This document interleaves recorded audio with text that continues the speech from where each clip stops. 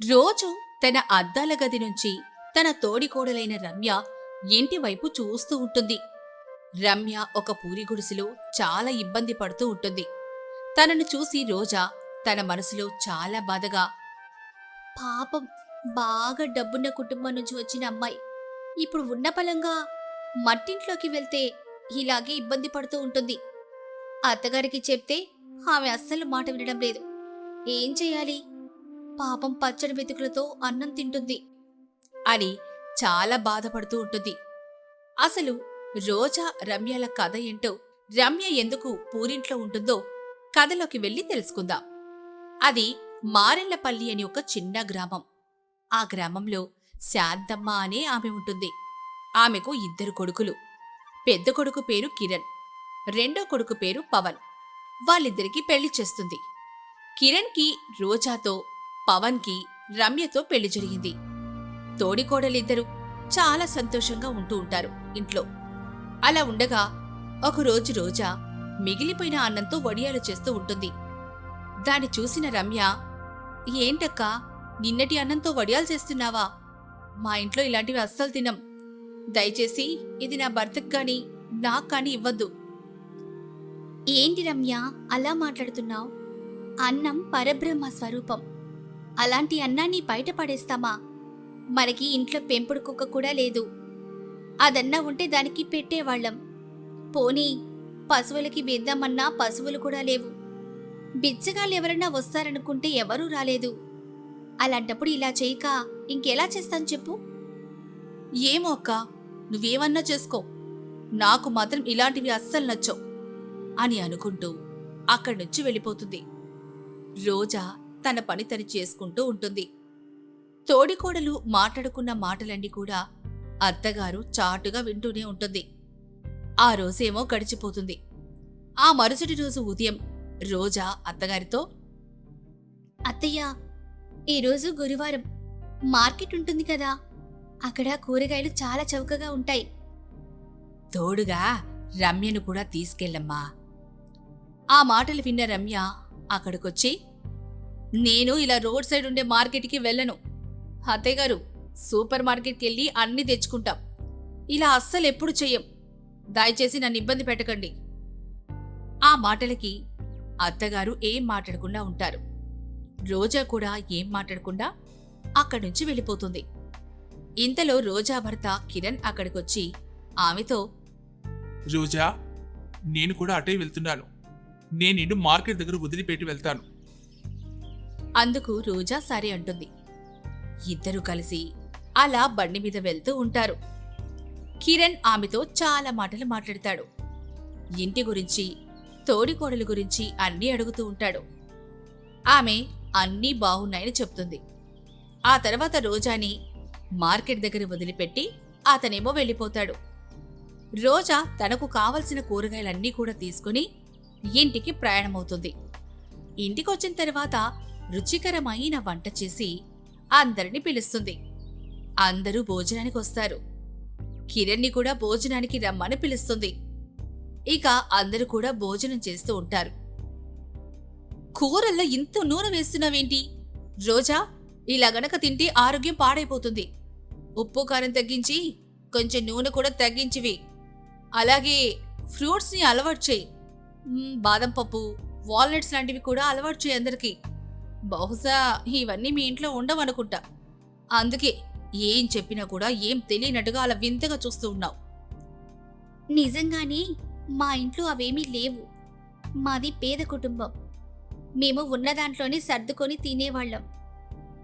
అక్కడ వాతావరణం అలవాటైన తర్వాత ఇక్కడ కూడా నేను అలాగే ఉన్నాను కూడా. ఎవరెవరికి ఏం కావాలో చెప్తే నేను అదే చేసి పెడతాను అని అంటుంది రమ్య. రమ్య అంటున్న మాటలు కొంచెం ఎవ్వరికీ నచ్చదు. కొన్ని రోజులు గడుస్తూ ఉంటాయి. రమ్య రోజాని ఒక పని మనిషిలాగా చూస్తూ అన్ని పనులు చేయిస్తూ ఉంటుంది. ఆఖరికి తన భర్త బూట్లను కూడా తుడిపిస్తుంది. దాన్ని చూసిన పవన్, ఏంటి వదినా, నువ్వు నా బూట్లను తుడుస్తున్నావు? ఎవరు చెప్పారు నీకు ఈ పని చేయమని? రమ్య చెప్పిందా? లేదు, తానేమీ చెప్పలేదు. నేనే చేస్తున్నాను పవన్. నేను బయట వాళ్ళదేం చేయడం లేదు కదా. మన ఇంట్లో వాళ్ళ పని మనం చేసుకుంటే తప్పే ఉంటుంది. ఆమె అలా చెప్పినప్పటికీ కూడా పవన్కి బాగా కోపం వచ్చి భార్యని పిలిచి తిట్టడం మొదలు పెడతాడు.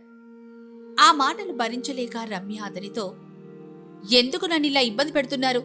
ఆమె ఒక పని మనిషి కదా. ఆమె ఏమన్నా వాళ్ళింట్లో జమీందార్లాగా బతికొచ్చిందా ఏంటి? పని మనిషిలాగే బ్రతికొచ్చింది. ఆమెకు నాకు పొంతన పెట్టకండి. ఎవరి పని వాళ్ళు చేస్తేనే మంచిది అని ఇష్టం వచ్చినట్టు మాట్లాడుతుంది. ఆ మాటలకు కోపం వచ్చి ఆమె మీద చేయి చేసుకుంటాడు పవన్.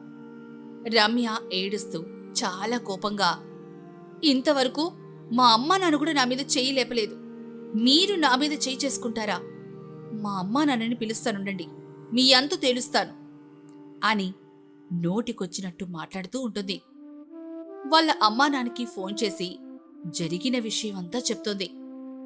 రమ్య తల్లి కాంతమ్మ కూతురు రమ్యతో, ఒకసారి మీ అత్తగారికి ఫోన్ ఇవ్వమ్మా, నేను మాట్లాడతాను. రమ్య ఆ మాటకు సరే అని చెప్పి అత్తగారిని పెద్ద పెద్దగా పిలవడం మొదలెడుతుంది. అత్తగారు అక్కడికి వస్తుంది. రమ్య ఏం మాట్లాడకుండా ఫోన్ ఇస్తుంది. శాంతమ్మ ఫోన్ తీసుకొని మాట్లాడుతుంది.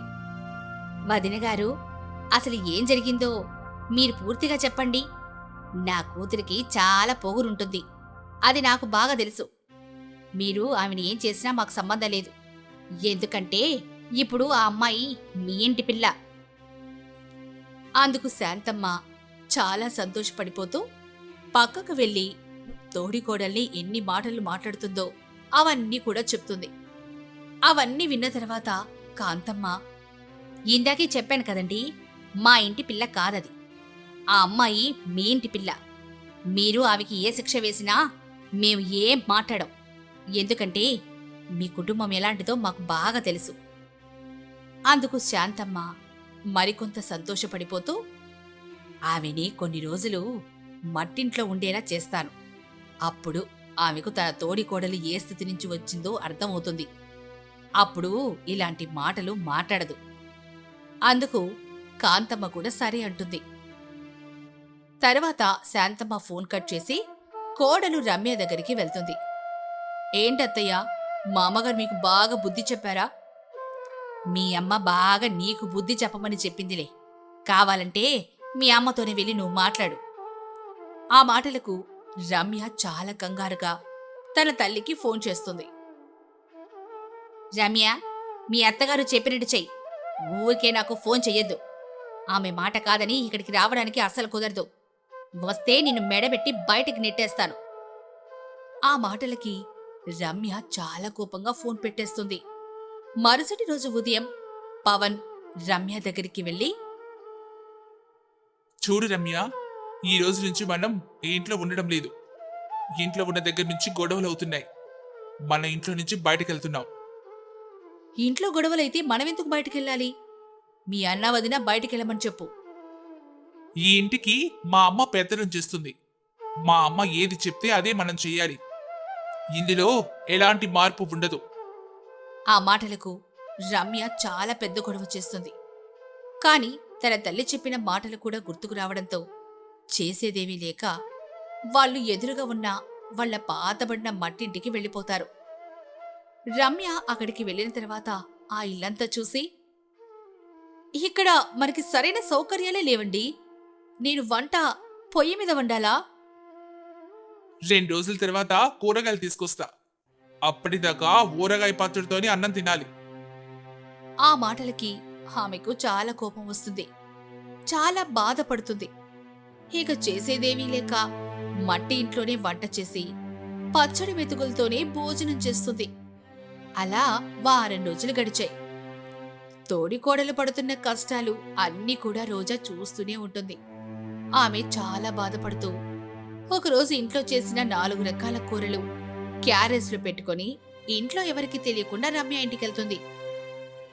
ఏంటి, నన్ను ఎక్కిరించడానికి వచ్చావు కదా? లేదమ్మా, నువ్వు పడుతున్న బాధను చూడలేకొచ్చాను. అందుకే నువ్వు తృప్తిగా భోజనం చేయడం కోసం భోజనం తీసుకొచ్చాను. నా మీద కోపం చూపించకుండా దీన్ని తిను. ఆ మాటలకు రమ్య చాలా కోపంగా మీద అరుస్తూ ఉంటుంది. ఆ మాటలన్నీ వింటున్న రోజా చాలా బాధపడుతూ, ఈ భోజనం నేను నిన్ను సొంత చెల్లెల్లాగా భావించే తీసుకొచ్చాను. ఒకవేళ ఇది నీకు నచ్చకపోతే నన్ను ఒక పని మనిషిలాగే భావించి తిను. అని చెప్పి అక్కడి నుంచి వెళ్ళిపోతుంది. అప్పుడు అక్కడికి వచ్చిన పవన్ రమ్యతో, ఇక్కడ నువ్వు కష్టపడుతున్నావని కదా మా వదిన ఇక్కడికి వచ్చింది. ఇంకా నీ బుద్ధి మారలేదు చూడు. వారం రోజులకి నువ్వు చాలా ఇబ్బంది పడుతూ ఉన్నావు కదా. మరి మా వదిన చాలా కష్టాలు పడి ఇక్కడికి వచ్చింది.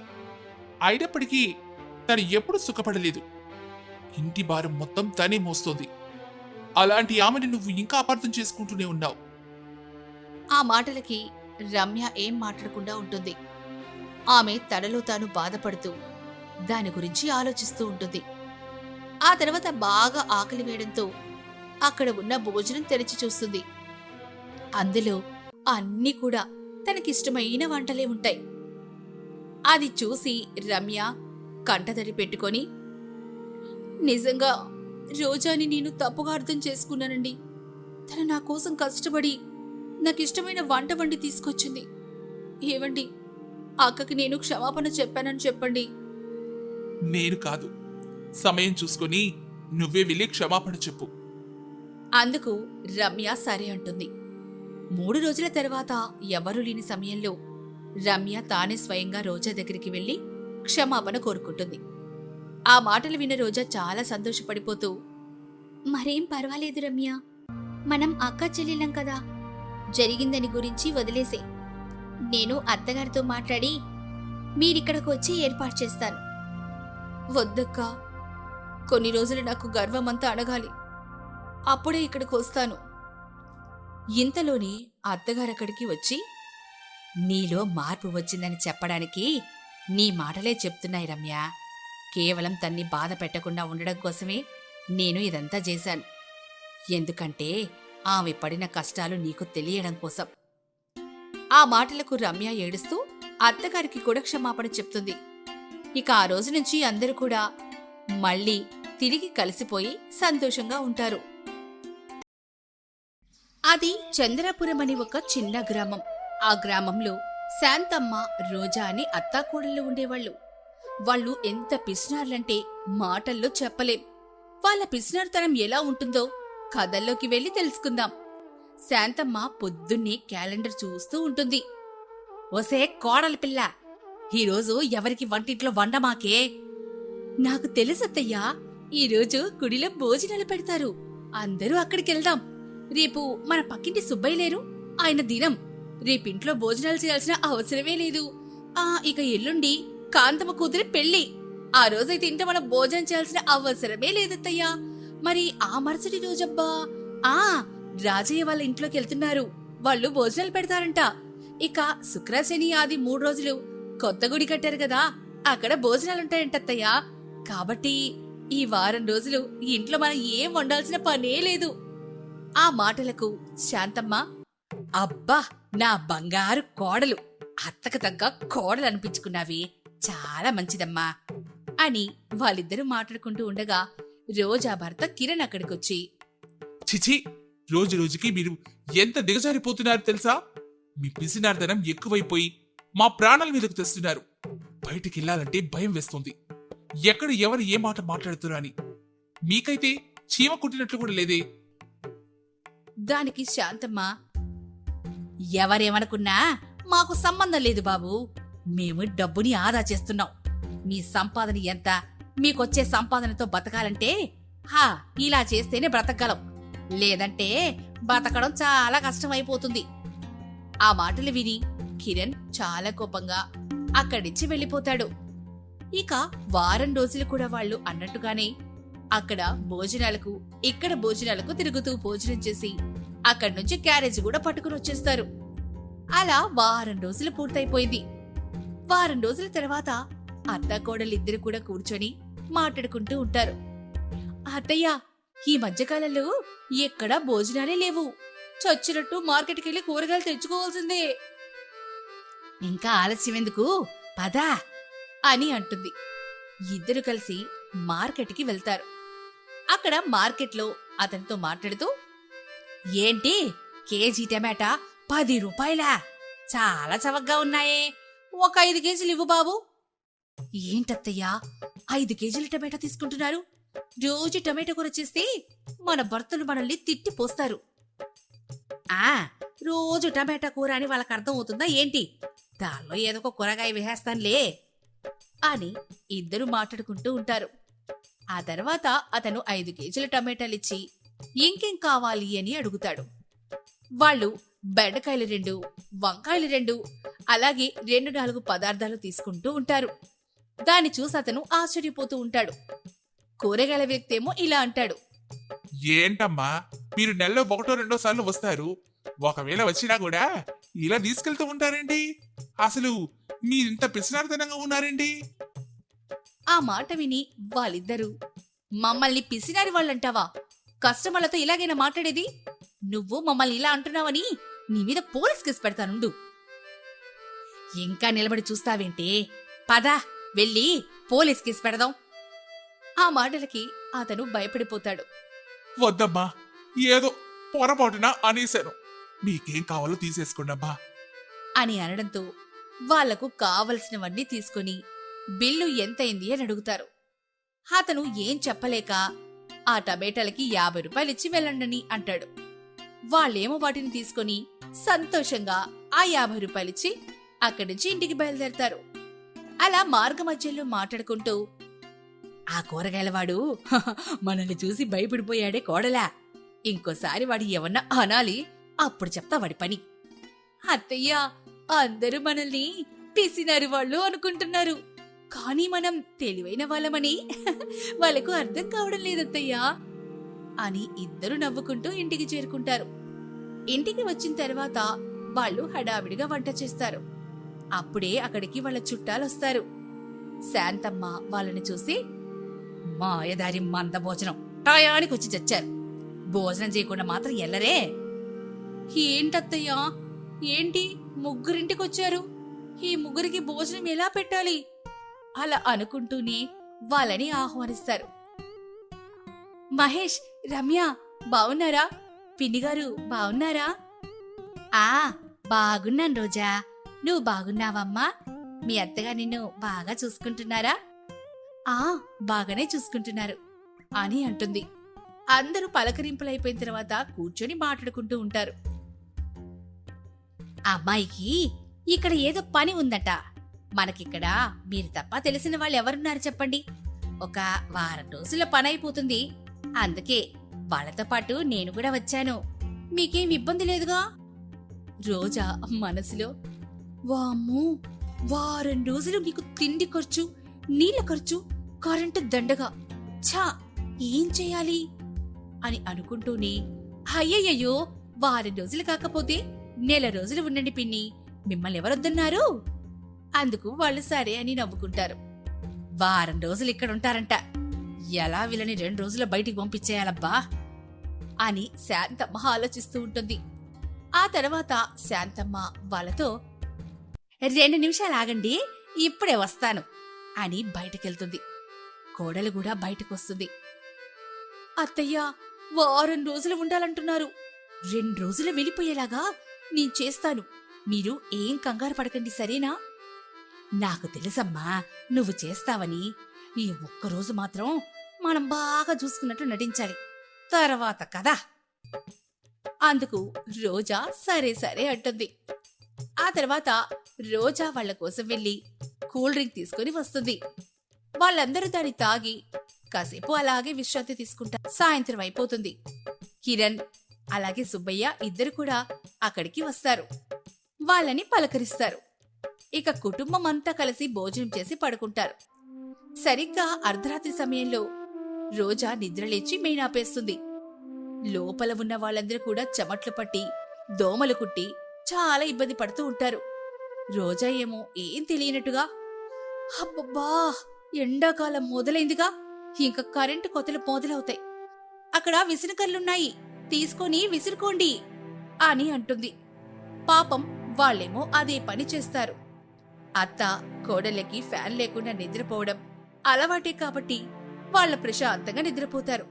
పాపం వచ్చిన చుట్టాలే ఆ రోజంతా జాగారం ఉంటారు. ఆ మరుసటి రోజు ఉదయం కిరణ్ సుబ్బయ్య పనికెళ్ళిపోతారు. అప్పుడు శాంతమ్మ వచ్చిన చుట్టాలతో, పాపం రాత్రంతా సరిగ్గా నిద్ర లేదనుకుంటా. వాళ్ళేమో అవును అని సమాధానం చెప్తారు. ఇంతలో రోజా, అత్తయ్యా, మన మీటర్ కాలిపోయిందత్తయ్యా, అందుకే రాత్రి కరెంటు పోయింది. కరెంట్ అబ్బాయికి ఫోన్ చేస్తే కొత్త మీటర్లు రావడానికి 4 రోజులు పట్టొద్దంట అత్తయ్యా. పోన్లేవే పాపం, వాళ్ళ దగ్గర కొత్త మీటర్ లేకపోతే వాళ్ళేం చేస్తారు చెప్పు? 4 రోజులు కాకపోతే వారం రోజులు, మరేం పర్వాలేదులే. ఆ మాటలు వింటున్న చుట్టాలు, వామ్మో, 4 రోజుల పైన పడితే ఇక్కడ రాత్రిపూట నిద్ర లేకుండా దోమలు గుట్టుకుంటూ చెమట్లు పోస్తూ మనం అల్లాడిపోతాం అని చెప్పుకుంటూ ఉంటారు. దానిని అత్త కోడలు వింటూనే ఉంటారు. కొంత సమయం తర్వాత కాంతమ్మ శాంతమ్మతో, వదినగారు, బాత్రూంకి తాళం వేసిందేంటి? పొద్దున్నే చూశాను వదినగారు, బాత్రూం అంతా నిండిపోయి నీళ్లు బయటకొచ్చేస్తున్నాయి, అందుకే తాళం వేశాను. మనం బయటికెళ్దాంలే పదండి. ఆ మాటలకు కాంతమ్మ వద్దు అని లోపలికెళ్ళిపోతుంది. ఆ విషయాన్ని కొడుకు కోడలతో చెప్తుంది. దానిని విని కొడుకు, పాపమే, వీళ్ళు మనల్ని బాగానే చూసుకుంటున్నారు, కానీ మనం వచ్చే సమయానికి సరైన వసతులు లేవు. మనం ఇక్కడ ఎక్కువ కాలం ఉండడం అంత మంచిది కాదు, వెళ్ళిపోదాం. చెప్పా చేయకుండా వెళ్ళిపోతే బాగోదురా. వారం రోజులు ఉంటామన్నాం కదా, ఒక 2 రోజులు ఉండి తర్వాత ఎక్కడైనా హోటల్లో గది తీసుకొని పని అయిందాకైనా ఉందాం. వాళ్ళ మాటల్ని చాటుగా వింటున్న అత్తాకోడలిద్దరు కూడా, సరిపోయింది, ఇంకా 2 రోజులుంటారంట, ఈ రోజు వెళ్ళిపోతారనుకుంటే ఛీ, ఇలా జరిగిందేంటి? మీరేం కంగారు పడకండి అత్తయ్యా, నేను మంచి ఆలోచన చేశాగా అంటూ వాళ్ళకి వినపడేలాగా పెద్దగా మాట్లాడుతూ ఉంటుంది. అత్తయ్యా, కోటయ్య గారిది ఈరోజు పెద్ద కర్మంట. మన కుటుంబమంతా భోజనాలు చెప్పారు, వంట సాయం చేయడానికి కూడా రమ్మని చెప్పారు. ఇంట్లో చుట్టాలున్నారు కదా, అసలుకే కొత్తగా పెళ్ళైన జంట ఇలా కర్మల దగ్గరికి రాకూడదు. అయ్యో, ఇప్పుడు ఏం చెయ్యాలమ్మా? వంట చేసి పెట్టే అంత సమయం కూడా లేదే. మీ మావయ్య వాళ్ళందరూ అక్కడే ఉన్నారు, ఒకటే కేకలమ్మ రమ్మని నన్ను. ఏం చెప్పాలోళ్ళకి నాకేం అర్థం కావడం లేదు. పోనీ కాంతమ్మ పిన్నిని వంట చేయమని చెప్పనా? ఇంటికొచ్చిన వాళ్ళతో పని చేయమని చెప్తావా? చండాలంగా ఉంటుంది కోడలా. వాళ్ళు మనల్ని బాగా చూసుకోవట్లేదని అనుకుంటారు.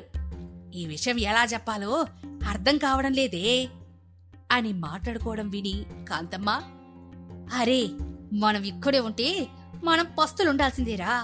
మనం వెళ్ళిపోవడానికి ఇదే మంచి సమయం. మనం వాళ్ళ దగ్గరికి వెళ్దాం పదండి అని అనడంతో వాళ్ళందరూ కూడా అక్కడికి వెళ్తారు. మేము మీ మాటలు విన్నాము, మీరు మా గురించి బాధపడొద్దు. అబ్బాయికి తెలిసిన వాళ్ళు ఎవరో ఉన్నారంట, వాళ్ళు రమ్మని ఫోన్ చేశారులే. మేము అక్కడికి వెళ్తాము, 2 రోజులు అక్కడుండి పని ముగించుకొని వెళ్తాంలే.